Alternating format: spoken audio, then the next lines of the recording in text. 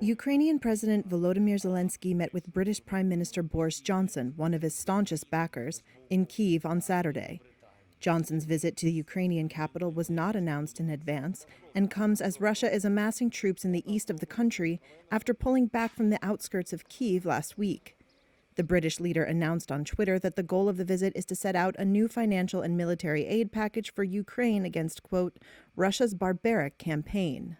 I want to begin, Volodymyr, by saluting once again the bravery of the people of Ukraine in defying the appalling aggression that we have seen.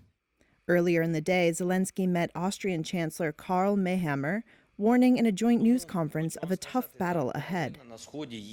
I would like to say that yes, Russian forces are being gathered in the east and south. A large amount of forces, equipment, armed people who are preparing to occupy yet another part of our territory.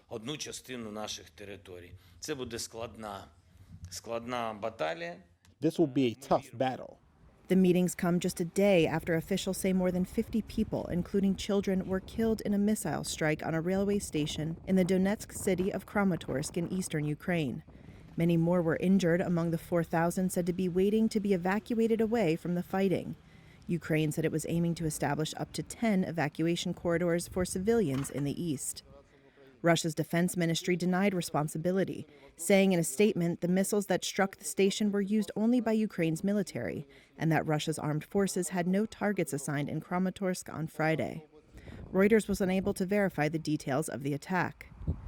The civilian casualties have triggered a wave of international condemnation, in particular those in the town of Bucha, just northwest of Kyiv, that until last week was occupied by Russian forces. Officials have said that 360 civilians were killed. Reuters could not independently verify those figures. Rescue workers in Borodyanka, less than 40 miles northwest of Kyiv, spent Friday digging through rubble for survivors. Local resident Maria recalled the horror to Reuters. For 36 days, people lay under the rubble and the Russians fired, not allowing people to be pulled out from under the rubble.